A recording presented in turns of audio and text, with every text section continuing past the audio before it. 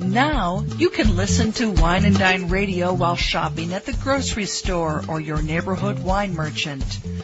Wine and Dine Radio can be heard using your wireless internet on your cell phone. You're listening to iWineRadio. iWineRadio is a production of Food Tastes Better with Wine on the web at iWineRadio.com. Hey guys, I thank you for listening to iWineRadio, and we are still the only wine channel on iTunes Radio. If you go look under iTunes radio icon and scroll down to News and Talk Directory, and it's listed alphabetically, click on that and the stream comes up immediately. iWineRadio.com, where you can find links to individual guests. And if anyone's interested in advertising or becoming an underwriter or sponsor, please contact us at iWineRadio.com. We really, really appreciate your support. The more support we get, the more conversations I can have with fascinating people around the world, including you. If you have a story to tell that you'd like to share on iWine Radio, go to iWineRadio.com and contact us, and we'll go from there. Hi, this is Ralph Erenzo at Tuthilltown Spirits Farm Distillery. We're located in Gardner in the Hudson Valley, and all are invited to come to the distillery for tours and tastings.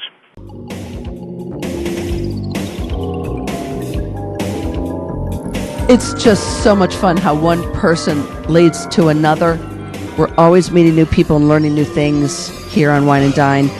And thanks to our conversation with the founders of the Hudson Valley Wine Magazine, today we have the pleasure of meeting Ralph Erenzo, who is one of the founders and a managing member of Tuthilltown Distillery in Hudson Valley. And Ralph, thank you so very much for joining us today. I have so many questions for you. And can I start by asking what town in Hudson Valley, Tuthilltown, or is that the name of the town, is Tuthilltown? Tuthilltown is the name of the hamlet in the town of Gardner. And Gardner is a border town just to the south of New Paltz. Okay.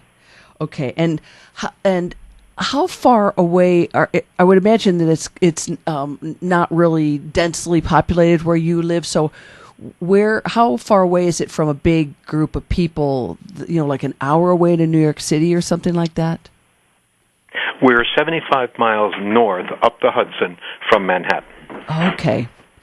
Okie dokie. So, but there are an enormous number of tourists and visitors coming to our neighborhood every year. There's about 500,000 visitors a year here. Wow. To the state park and the Mohonk Preserve and the skydiving ranch nearby. Oh my! And all the cliffs. Okay. And is there a lot of water sports associated with the Hudson River? No, river sports, rivers and lakes in this neighborhood. We're about 15 miles west of the Hudson River. Okay. And is the river then, does it provide any kind of buffering for in the fall and the spring for ripening of fruit and to keep the buds from breaking too early, sort of a thing, for what kind of fruit you use? Well, we have growers in the neighborhood that grow for us. They grow grain and fruit, apples in particular, for us. We also have some Hudson Valley currant growers, and we use those for making a cassis. Oh, my gosh. Okay, so tell us all the products that you have available at Tuthilltown Distillery. Well, we started out by making vodka from local apples, which we collected and pressed into juice and then fermented it and distilled it up to vodka level, which is 95%. And then we also have arrangements with a lot of the local farmers for growing our crop of grains, including corn, rye, and wheat. And we also acquire malted barley from Canada because there's no one malting barley in New York yet. And we often get corn from western New York when our own growers run a little short here. So what are you making with the corn, barley, and wheat? I mean, are you making like whiskeys? Yes, we're the first whiskey distillery in New York State since Prohibition. And our Hudson Baby Bourbon, which was the first whiskey we made from New York corn, is the first bourbon ever made in New York. Oh my gosh. So you have vodka made from apples and you have a whiskey and a bourbon made from grains. Yes, we have 5 whiskeys. We have the bourbon, which is baby bourbon, which is 100% New York corn, and then we have a 4-grain bourbon, which is corn, rye, wheat, and barley. A single malt, which is all malted barley, and we have a clear corn whiskey, unaged, and we also have a rye. And New York was famous for rye whiskey for many years before Prohibition, and that pretty much died out when Prohibition happened. So we decided to bring it back. And how do you distill? Are you using column distillation? Are you using pot distillation? And give us more detail about the process. Well, we start with the raw grain, and we have a mill here in the building, and so we mill it down to a rough flour and then cook it and add enzymes to convert the starches into sugars, and then that goes into a fermentation tank with the yeast. We use 2 different kinds of yeast, and then it takes a few days to ferment and creates about 16% alcohol, and then we put it into one of 3 pot stills we have. We have a 100-gallon, a 240-gallon, and a 540-gallon pot still. And then we distill it off to somewhere between 60 and 70% alcohol, and then it goes into a new charred oak barrel, which are coopered for us in Minnesota, and it sits for a little while, ages, and then we take it out and we bottle it and send it off down to a warehouse down in Edison, New Jersey, from which it's distributed across the U.S. and to 9 EU countries and Australia and Hong Kong. Oh my gosh, I had no idea. Do you know if your whiskeys come into the state of North Carolina where I'm at?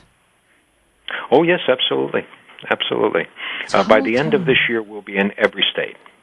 So what's the name on the vodka? Is this? It says Tuthilltown Distillery vodka? No, we were making 2 different vodkas from apples called Heart of the Hudson and Spirit of the Hudson, but we've rebottled them and rebranded them, and they'll be released shortly as a single brand called Indigenous vodka from Hudson Valley apples. Sure, actually, a lot of people are there. Hot to trot right now in the news is all these people that are either really allergic to gluten or think they're allergic to gluten, and so many of vodkas are based on wheat. This is a fantastic idea for people to be choosing the apple vodka. Well, actually, gluten doesn't come through the still in any case. It doesn't. So whiskeys and spirits are, unless there's other things added to them, they're gluten-free. Okay. So, in fact, whiskeys are, and they're also kosher. Oh, my heaven. Oh, I've never heard anybody say that before. Oh, okay, so yeah, the whiskey by nature is kosher unless it's been stored in a barrel which contained grape wine. Oh wow! So do you have an association with a local rabbi then to give a certification that it's kosher? No, it is by nature kosher. Okay. The only reason we would want certification is if we wanted to make it kosher for Passover. Okay. And really, we've been advised strongly against it because it really doesn't change the material at all. And most people who are drinking whiskey are a little bit less concerned about it being having a stamp on it, certifying it as kosher for Passover. Oh my gosh! Okay, now another question. Do you ship? I mean, is it possible for people to go on the website for Tuthilltown Distillery and order online, or is that no? It's possible to order everything but spirits online. We don't sell any of our alcohol products online because the state of New York doesn't allow you to ship goods or sell them and take orders online. Unlike beer and wine, spirits are treated as a different category of product. Okay. Do you have? We do have a. I'm sorry. We go on. do have a shop. We have an online shop where you can buy a lot of accessories and other related materials, like, for instance, used whiskey barrels, which are very popular with home brewers and with maple syrup makers who age their maple syrup in our used whiskey barrels. And we have, glasses and T-shirts and that sort of thing. But the spirits you can buy at the local retail shop or come to the distillery, and we do tours on Saturdays and Sundays, which end in the tasting room with a sampling and a glass, and they run 3 times on Saturday and 3 times on Sunday. And you can reserve your spot online through our website. That is a great idea. And what is the web address? Is it TuthilltownDistillery.com or just TuthilltownTown.com? www.tuthilltown.com. Tuthill. Sorry about that. Tuthill. I don't know why my brain wants to say the other. Okay, .com. And are up on the website, are there also drink recipes? Yes, there are a whole lot of recipes for our various whiskeys and vodkas, and we also just released a gin, which is called Half Moon Orchard Gin. It is atypical of gin in that typically gins are 100% neutral grain spirits. Yeah. In this case, we used 80% neutral grain spirits and 20% neutral apple spirits, so it has a little different quality about it. And it's becoming very popular and selling as fast as we can make it. And what's the name on the gin? Half Moon Orchard Gin. Half Moon Orchard Gin. So if people go to the website of Tuthilltown.com, they can see the brand names of the different spirits that you produce? Yes.